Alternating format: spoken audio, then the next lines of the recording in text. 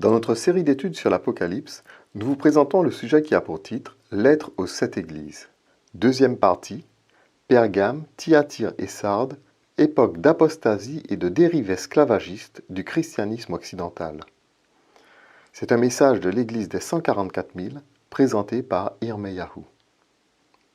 Ces trois églises représentent la longue période de ténèbres spirituelles qui envahit le christianisme au terme des persécutions contre les chrétiens. Période d'apostasie qui fera de ces églises des églises esclavagistes. La lettre à l'église de Pergame prédit la première grande apostasie dès 313 de notre ère. Écrit à l'ange de l'église de Pergame, Apocalypse chapitre 2 verset 12. Le nom Pergame, Pergamo en grec, signifie en général place forte ou citadelle. Comme nous le verrons, cette lettre nous parle du trône de Satan, l'endroit où il siège, où il a sa citadelle et sa place forte. Dans cette lettre, le témoin fidèle est ainsi présenté. Voici ce que dit celui qui a l'épée aiguë à deux tranchants. Cette épée aiguë représente l'épée de l'Esprit qui est la parole de Dieu. Éphésiens chapitre 6 verset 17. Elle représente donc les jugements et la vérité de Dieu que nul ne peut contester. Car la parole de Dieu est vivante et efficace, plus tranchante qu'une épée quelconque à deux tranchants, pénétrante jusqu'à partager âme et esprit, jointure et moelle. Elle juge les sentiments et les pensées du cœur. Hébreux 4, verset 12. Condition spirituelle de l'Église. Je sais où tu demeures.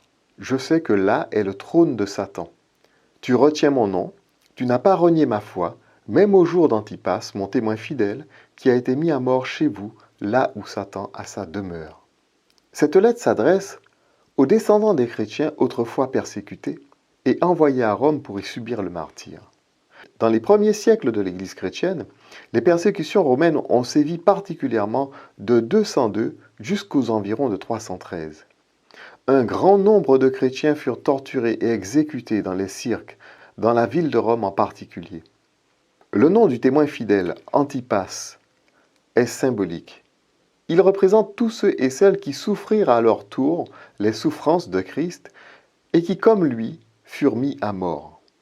Antipas vient du grec antipasko, qui signifie éprouver à son tour, éprouver la pareille. Les calomnies des Juifs, qui sont la synagogue de Satan, contre les chrétiens dans les premiers siècles du christianisme, avaient fait leur chemin dans l'esprit des Romains, qui s'acharnèrent alors contre les disciples de Christ jusqu'au IVe siècle. Ces persécutions ne cesseront que lorsque l'empereur Constantin, empereur romain, accordera par un édit en 311 la liberté de culte aux chrétiens.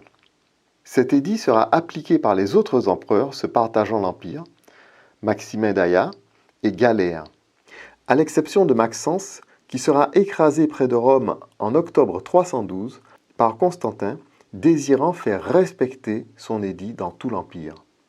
C'est cette même année que Constantin se convertira au christianisme. En 380, la religion catholique romaine sera proclamée religion d'État dans l'Empire romain. C'est l'acceptation par de nombreux chrétiens de Rome de la création de ce christianisme paganisé et falsifié, l'Église catholique romaine, qui constitue le reproche fait aux chrétiens de l'Église de Pergame.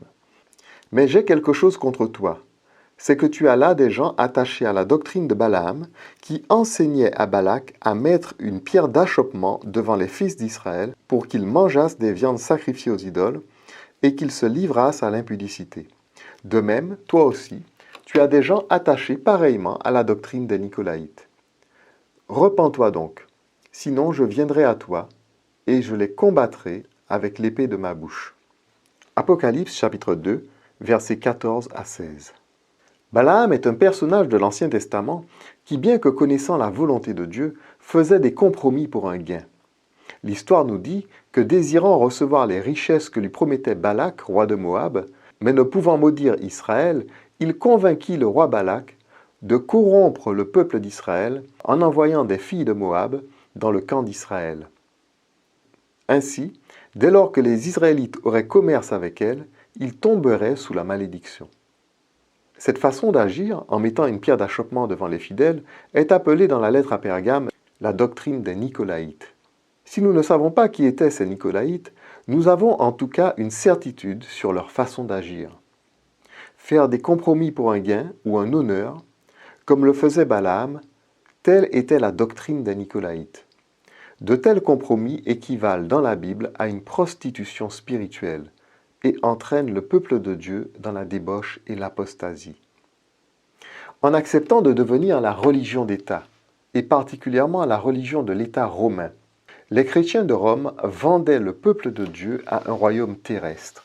Jésus avait déclaré clairement devant Pilate, gouverneur romain, que son royaume n'était pas de ce monde. Pilate répondit, « Moi suis juif, ta nation et les principaux sacrificateurs t'ont livré à moi. Qu'as-tu fait » ? « Mon royaume n'est pas de ce monde, répondit Jésus. Si mon royaume était de ce monde, mes serviteurs auraient combattu pour moi, afin que je ne fusse pas livré aux Juifs. Mais maintenant, mon royaume n'est point d'ici-bas. Jean 18, verset 35. Ce passage montre que Jésus ne considérait même pas la nation juive comme son royaume.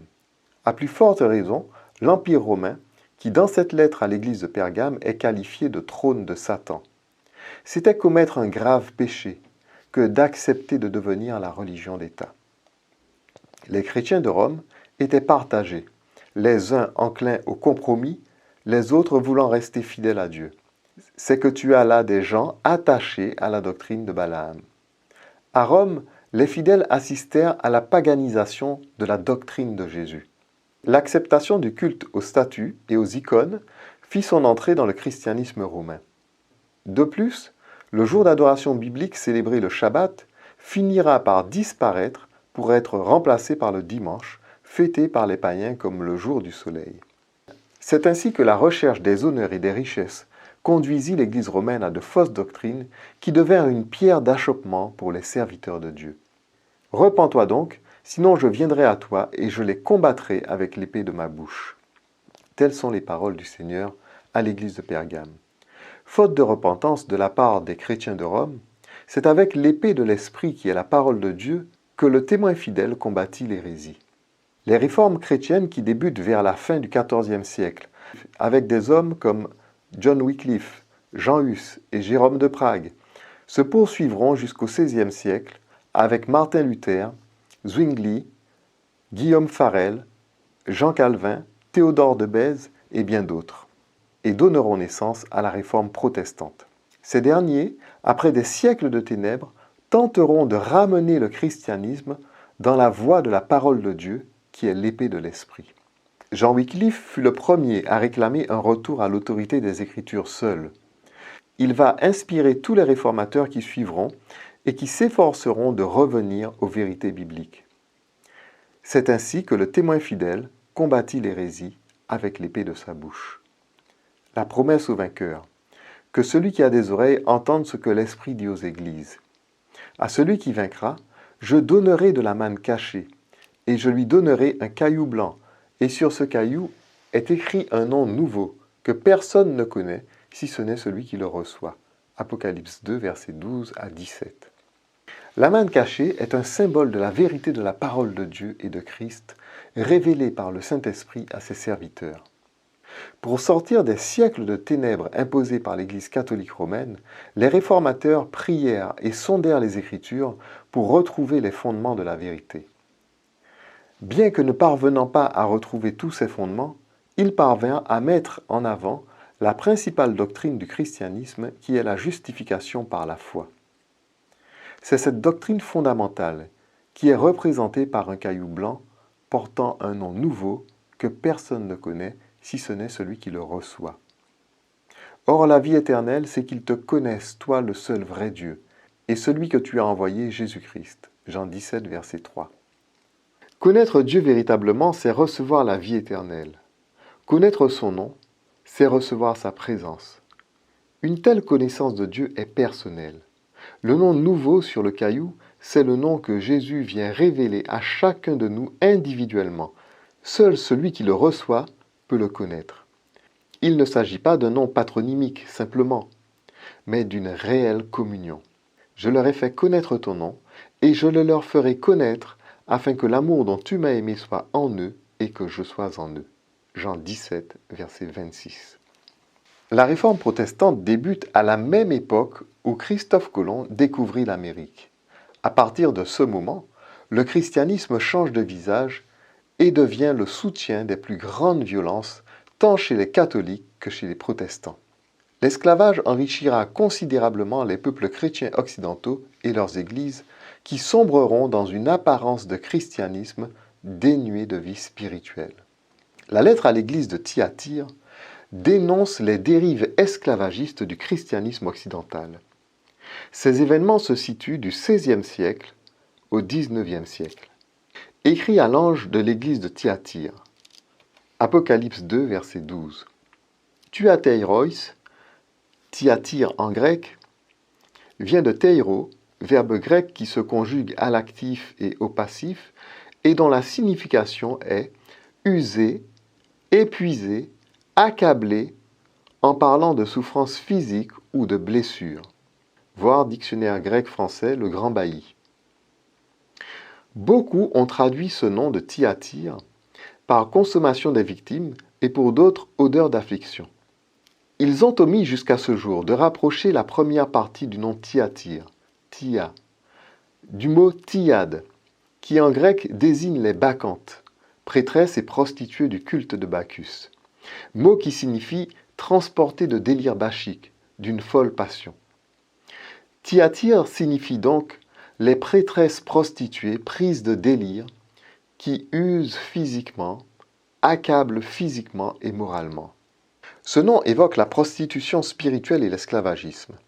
Un parallèle peut être fait avec les chapitres 17 et 18 de l'Apocalypse, où Babylone est qualifiée de mère des prostituées ivres du sang, voir Apocalypse 17, 5 et 6, et où son commerce décrit l'esclavage, car elle vendait des corps et des âmes d'hommes.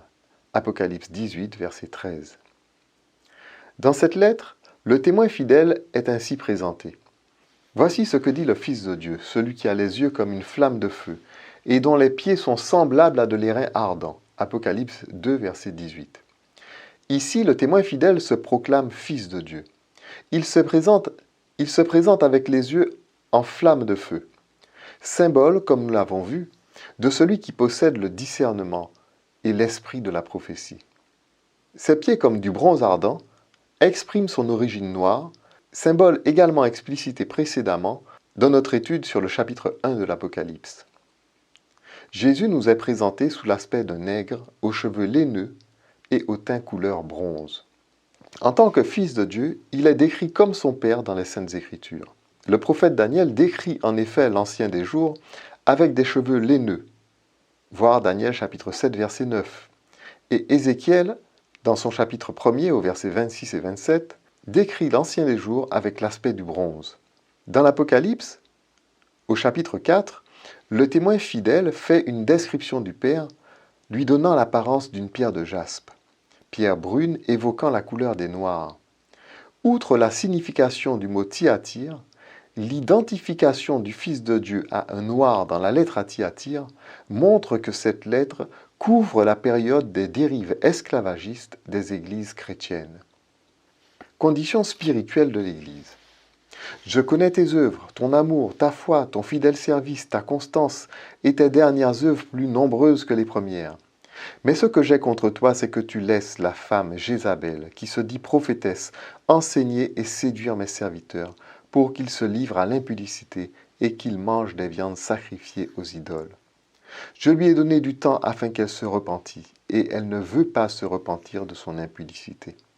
Voici, je vais la jeter sur un lit, et envoyer une grande tribulation à ceux qui commettent adultère avec elle, à moins qu'ils ne se repentent de leurs œuvres. Je ferai mourir de mort ses enfants, et toutes les églises connaîtront que je suis celui qui sonde les reins et les cœurs, et je vous rendrai à chacun selon vos œuvres. Apocalypse 2, versets 19 à 23. Cette lettre s'adresse particulièrement aux protestants. Dans cette lettre, Jézabel est mise pour l'Église catholique romaine, à qui Dieu a donné du temps pour se repentir de ses compromis avec les puissances de ce monde, mais qui ne l'a pas voulu. Les serviteurs de Dieu, à qui s'adresse cette lettre, sont les protestants, qui sont avertis de ne pas suivre les voies de Jézabel. Au début de son œuvre, le protestantisme accomplit de grandes choses. Outre la mise en lumière de la justification par la foi, le protestantisme permit de disposer de la Bible en langue populaire plutôt qu'en latin, langue réservée à l'époque aux érudits. La Bible fut, à cette époque, traduite en diverses langues, ce qui vaut à cette Église l'éloge du témoin fidèle. Je connais tes œuvres, ton amour, ta foi, ton fidèle service, ta constance et tes dernières œuvres, plus nombreuses que les premières. Apocalypse 2, verset 19. La réforme protestante commença dans la même époque que la découverte de l'Amérique en 1492 par Christophe Colomb. 25 ans plus tard, en 1517, Martin Luther placardait ses thèses réformatrices sur l'église de Wittenberg en Allemagne, lançant ainsi la réforme protestante.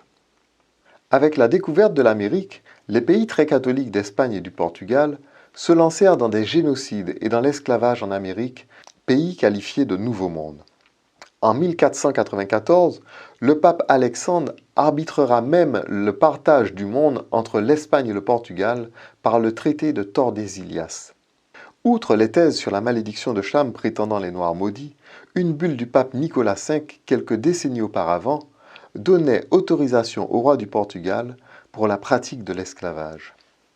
Dans sa bulle Dum Diversas de 1450 adressée au roi du Portugal, le pape Nicolas V déclarait « Nous vous accordons par les présents documents, avec notre autorité apostolique, la pleine et libre autorisation d'envahir, de chercher partout, de capturer, d'assujettir les Sarrasins et les païens et tous les autres incrédules et ennemis du Christ, où qu'ils peuvent être, aussi bien que leur royaume, et de réduire leur personne en un esclavage perpétuel. » Les protestants s'étaient éloignés de l'Église catholique romaine et de plusieurs de ses fausses doctrines.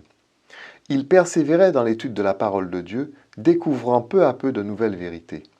Mais une grave séduction les menaçait, qui leur fera perdre tout discernement, les plongeant à nouveau dans les ténèbres. En effet, l'enrichissement considérable des pays très catholiques d'Espagne et du Portugal, un enrichissement qui faisait de ces pays de grandes puissances, devint une occasion de chute pour les pays protestants.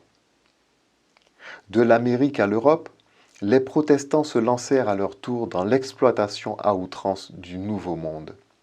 La soif de possession et de richesse, qui donna naissance au rêve américain, les pousseront autant que les catholiques à la pratique de génocide et de l'esclavage. Mais ce que j'ai contre toi, c'est que tu laisses la femme Jézabel, qui se dit prophétesse, enseigner et séduire mes serviteurs pour qu'ils se livrent à l'impudicité et qu'ils mangent des viandes sacrifiées aux idoles. Apocalypse 2, verset 20. L'époque dont nous parlons est une époque où religion et État sont intimement liés et où tout ce que fait l'État est prétendument fait au nom du Dieu Tout-Puissant, comme on peut le lire dans de nombreux décrets royaux de l'époque ou dans le Code noir.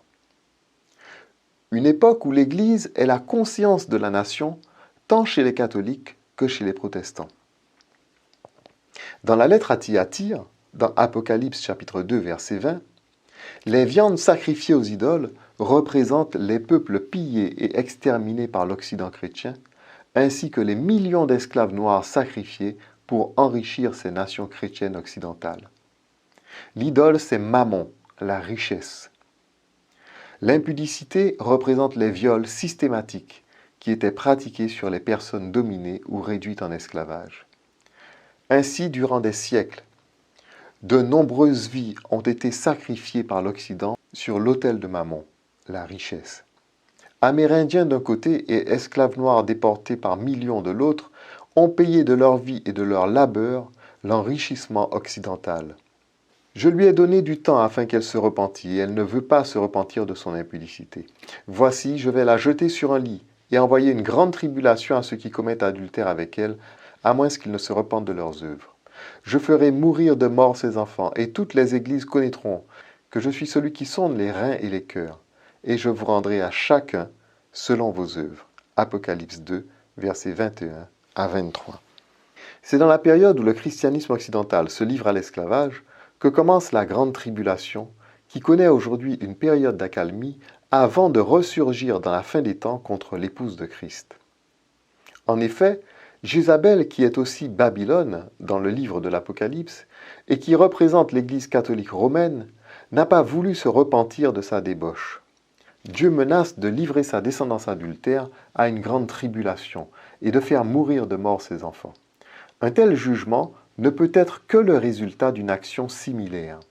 L'Apocalypse déclare: si quelqu'un a des oreilles, qu'il entende. Si quelqu'un mène en captivité, il ira en captivité. Si quelqu'un tue par l'épée, il faut qu'il soit tué par l'épée.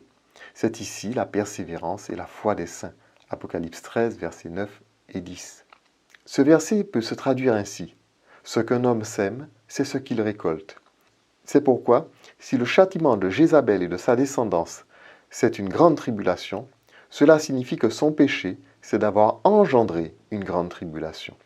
C'est bien la longue et dure période de colonisation et d'esclavage qui est appelée grande tribulation dans la Bible. Dieu, dans cette lettre, met en garde toutes les églises, sans exception, car en ce temps-là, aucune d'entre elles ne s'éleva contre l'esclavage. Toutes y prirent part, catholiques et protestantes. Ce n'est que vers la fin des 4 siècles d'esclavage qui sévirent que les discours anti-esclavagistes se feront entendre en Angleterre dans le but de déstabiliser l'Amérique devenue indépendante après la défaite de l'Angleterre dans la guerre qui les opposa. Le Seigneur leur rappelle que ses yeux, comme des flammes de feu, voient toutes leurs œuvres. Et toutes les églises connaîtront que je suis celui qui sonde les cœurs et les reins, et je vous rendrai à chacun selon ses œuvres. Dans la lettre à Thyatire, 3 groupes de personnes sont évoqués. Jézabel, représentant le catholicisme, les serviteurs de Dieu se laissant séduire, le protestantisme, puis un 3e groupe, les autres de Thyatire, représentant les esclaves qui espèrent en Dieu. À vous tous, les autres de Thyatire, qui ne reçoivent pas cette doctrine, et qui n'ont pas connu les profondeurs de Satan, comme il les appelle, je dis: je ne mets pas sur vous d'autres fardeaux, seulement ce que vous avez, retenez-le jusqu'à ce que je vienne. Apocalypse 2, versets 24 et 25. De quelle doctrine parle ce verset? Il ne peut s'agir que de la doctrine de la malédiction de Cham, commune aux catholiques et aux protestants, par laquelle ils justifiaient l'esclavage. Un passage du texte le montre bien. Et qui n'ont pas connu les profondeurs de Satan, comme il les appelle. Les églises occidentales accusaient les Noirs d'être maudits, ce qui justifiait à leurs yeux le système esclavagiste. Ici, Jésus déclare aux esclaves qu'ils n'ont pas connu les profondeurs de Satan, donc qu'ils ne sont pas maudits. Jésus ajoute: comme il les appelle. Il au pluriel est mis pour les églises occidentales qui accusaient les Noirs d'être maudits. Les profondeurs de Satan ne sont autres que la malédiction. En effet, quoi de pire que d'être maudit? C'est bien de la malédiction du péché et de la mort que Jésus est venu nous délivrer. Ce verset montre que durant la période de l'esclavage, ce ne sont pas les Noirs qui étaient maudits, mais bien leurs tortionnaires. La promesse au vainqueur. À celui qui vaincra et qui gardera jusqu'à la fin mes œuvres, je donnerai autorité sur les nations. Il les pétera avec une verge de fer, comme on brise les vases d'argile, ainsi que moi-même j'en ai reçu le pouvoir de mon Père. Et je lui donnerai l'étoile du matin, que celui qui a des oreilles entende ce que l'Esprit dit aux églises. Apocalypse 2, versets 26 à 29. Durant l'esclavage, les esclaves étaient emmenés au champ chaque jour comme un troupeau de brebis, avec le fouet et le bâton sur le dos. De nombreuses nations africaines avaient perdu leur souveraineté et avaient été réduites en esclavage. Ici, Jésus promet au vainqueur de lui donner en partage son autorité et de lui donner autorité sur les nations. Ce seront les esclaves qui péteront les nations avec une verge de fer et qui les briseront comme un vase d'argile. Mais quelles nations? Celles qui se sont rendues coupables d'avoir engendré la grande tribulation. En effet, durant la guerre d'Armageddon décrite au chapitre 19 d'Apocalypse, Jésus sortira avec son armée pour châtier les nations. Il frappera ces dernières d'une verge de fer. À ce moment, les esclaves fidèles seront parmi les soldats de son armée, eux aussi munis d'une verge de fer, comme il leur a promis. Les armées qui sont dans le ciel le suivaient sur des chevaux blancs revêtus d'un fin lin blanc pur. De sa bouche sortait une épée aiguë pour frapper les nations. Il les pétera avec une verge de fer, et il foulera la cuve du vin de l'ardente colère du Dieu Tout-Puissant. Apocalypse 19, versets 14-15. Il promet aussi au vainqueur de lui donner l'étoile du matin. Dans l'Apocalypse, l'étoile du matin, c'est la personne de Jésus. Moi, Jésus, j'ai envoyé mon ange pour vous attester ces choses dans les églises. Je suis le rejeton et la postérité de David, l'étoile brillante du matin. Apocalypse 22, verset 16. L'étoile du matin, c'est le sceau de Dieu. C'est la présence de Dieu dans le cœur de ses enfants. L'apôtre Pierre déclare « Et nous tenons pour d'autant plus certaine la parole prophétique, à laquelle vous faites bien de prêter attention comme à une lampe qui brille dans un lieu obscur, jusqu'à ce que le jour vienne apparaître et que l'étoile du matin se lève dans vos cœurs. » 1 Pierre, chapitre 1, verset 19. L'étoile du matin est le sceau des 144 000, le sceau de ceux qui viennent de la grande tribulation et que Jean aperçoit au chapitre 7. Et je vis un autre ange qui montait du côté du soleil levant et qui tenait le sceau du Dieu vivant. Apocalypse 7, verset 2. L'ange qui tient le sceau du Dieu vivant se tient du côté du soleil levant, c'est-à-dire du côté de l'étoile du matin. Le nombre 144 000 de ceux qui reçoivent le sceau est symbolique. Il nous ramène une fois de plus à l'esclavage. En effet, ce nombre évoque les 400 ans d'esclavage en Égypte et est une figure des 400 ans d'esclavage imposés aux Noirs durant l'ère chrétienne. Une année biblique est de 360 jours. 400 ans d'esclavage équivalent à 400 fois 360 jours, soit 144 000 jours. Les 400 ans annoncés par Dieu à Abraham sont en fait 144 000 jours. C'est pourquoi le chapitre 7 de l'Apocalypse déclare que les 144 000 viennent de la grande tribulation, qui est en fait l'esclavage. Cela nous amène à comprendre que le scellement des 144 000 a commencé avec la période de l'esclavage, c'est-à-dire durant la traite négrière. C'est pourquoi les autres de Thyatire, à savoir les esclaves chrétiens, reçoivent l'étoile du matin qui est le sceau des 144 000. La grande tribulation se manifestera de nouveau dans cette fin des temps et concernera les descendants des esclaves noirs, d'où sera issue l'épouse de Christ, la Nouvelle Jérusalem, qui est l'Église des 144 000. Cette grande tribulation se manifestera aussi contre tous ceux qui recevront leur message, à quelque peuple qu'ils appartiennent. La lettre à l'Église de Sardes évoque l'état de l'Église après l'abolition de l'esclavage. Sardes représente le christianisme de 1850 à 2010. Écrit à l'ange de l'Église de Sardes, Apocalypse 3, verset 1. Le nom Sardes évoque la richesse. Sardes était autrefois la capitale du royaume de Lydie, où régnait Crésus, un roi d'une richesse immense. Sardes et son roi sont à l'origine de deux proverbes bien connus, riche comme Crésus, ou encore toucher le pactole. La rivière Pactole est la rivière qui coule à Sardes, et dont on disait que le sable était d'or. Sardes évoque également la pierre de sardoine, qui est une pierre précieuse, et symbolise ici la richesse. C'est la période post-esclavagiste de l'Occident chrétien, devenu immensément riche grâce à l'esclavage et au pillage des terres colonisées. Dans cette lettre, le témoin fidèle est ainsi présenté. Voici ce que dit celui qui a les 7 esprits de Dieu et les 7 étoiles. Apocalypse 3, verset 1. Le témoin fidèle se présente comme celui qui a la plénitude de l'Esprit de Dieu, manifestant sa clairvoyance, son discernement et sa prescience, encore exprimés dans le terme « l'esprit de la prophétie ». Comme précédemment, mais dit autrement, il s'agit des yeux en flamme de feu du témoin fidèle. En effet, dans le chapitre 5 de l'Apocalypse, Jésus nous est décrit sous les traits de l'agneau immolé dans les termes suivants. « Et je vis, au milieu du trône et des 4 êtres vivants, et au milieu des vieillards, un agneau qui était là comme immolé. Il avait 7 cornes et 7 yeux, qui sont les 7 esprits de Dieu envoyés par toute la terre. » Apocalypse chapitre 5, verset 6. Nous pouvons donc faire la relation entre les 7 esprits de Dieu, les 7 yeux de l'agneau, les yeux en flamme de feu, évoquant le discernement. Le témoin fidèle se présente également comme celui qui tient les 7 étoiles, c'est-à-dire les 7 anges des 7 églises. L'ange de l'église de Sardes est une de ces étoiles. Nous avons vu que les étoiles représentent ceux que Dieu a choisis pour enseigner son peuple à chaque époque. Mais certaines de ces étoiles oublient qu'elles appartiennent à Dieu, et qu'elles ont été choisies pour servir, et prennent une certaine indépendance vis-à-vis du Seigneur, égarant ainsi le peuple de Dieu. En grec, le mot apôtre signifie envoyé, et le mot ange signifie messager. Ce sont des synonymes. Jésus a les 7 étoiles dans sa main, désirant les guider en tout temps.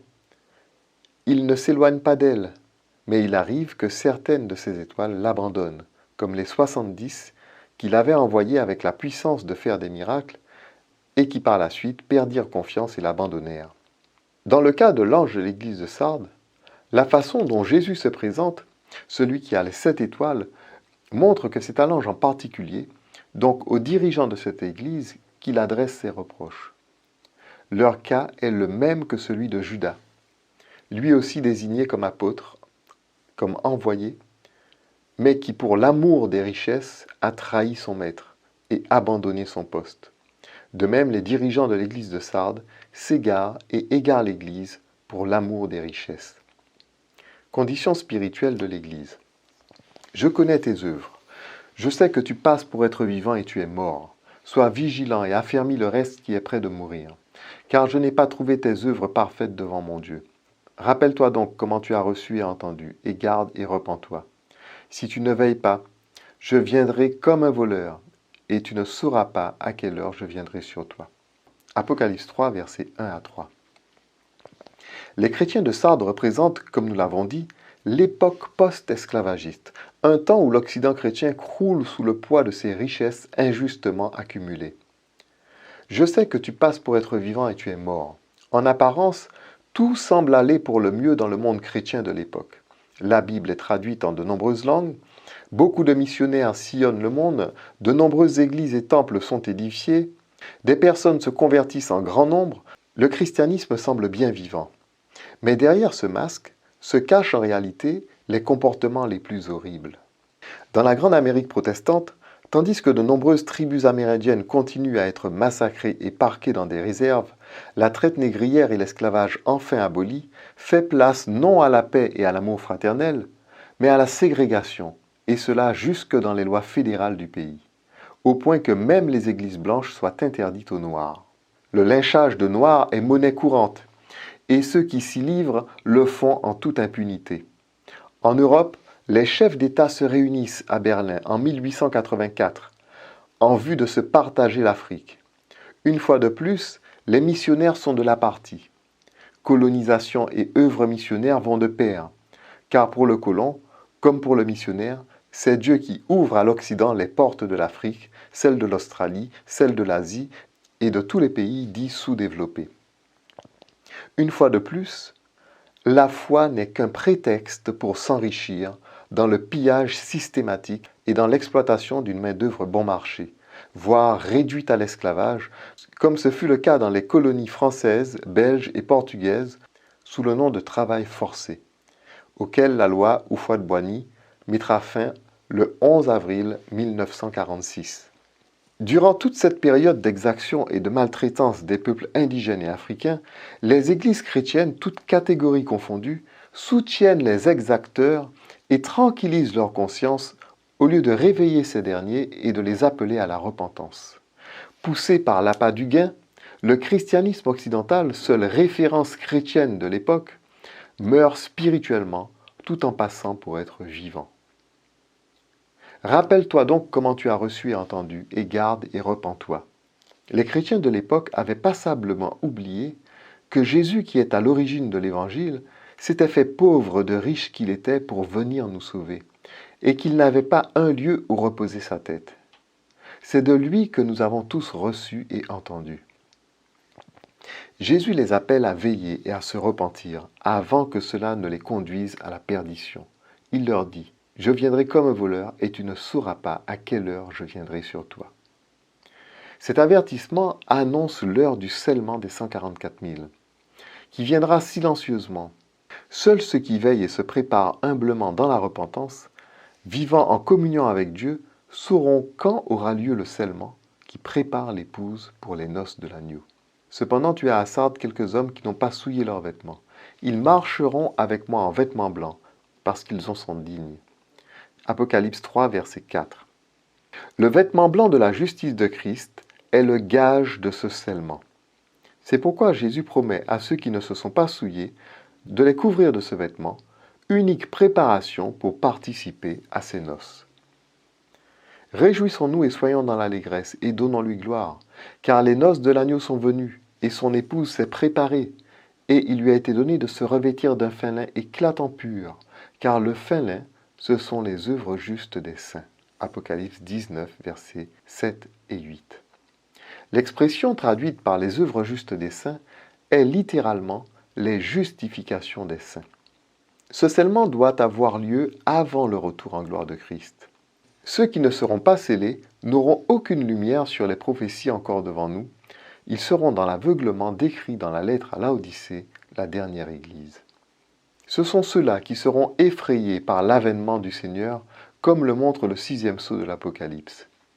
Les rois de la terre, les grands, les chefs militaires, les riches, les puissants, tous les esclaves et les hommes libres, se cachèrent dans les cavernes et dans les rochers des montagnes. Et ils disaient aux montagnes et aux rochers, « Tombez sur nous et cachez-nous devant la face de celui qui est assis sur le trône et devant la colère de l'agneau, car le grand jour de sa colère est venu, et qui peut subsister ?» Apocalypse 6, versets 15 à 17. Les quelques hommes qui seront revêtus par le témoin fidèle ne se trouvent pas parmi les riches et les profiteurs, mais parmi les pauvres et les victimes des exploitants malveillants. Jésus dit à ses disciples, « Je vous le dis en vérité, un riche entrera difficilement dans le royaume des cieux. Je vous le dis encore, il est plus facile à un chameau de passer par le trou d'une aiguille qu'à un riche d'entrer dans le royaume de Dieu. » Matthieu 19, verset 23. L'apôtre Jacques, de son côté, résume toutes les mises en garde de la lettre à l'église de Sardes. « À vous maintenant riches, pleurez et gémissez à cause des malheurs qui viendront sur vous. Vos richesses sont pourries et vos vêtements sont rongés par les teignes. Votre or et votre argent sont rouillés, et leur rouille s'élèvera en témoignage contre vous, et dévorera vos chairs comme un feu. Vous avez amassé des trésors dans les derniers jours. Voici le salaire des ouvriers qui ont moissonné vos champs, et dont vous les avez frustrés cris.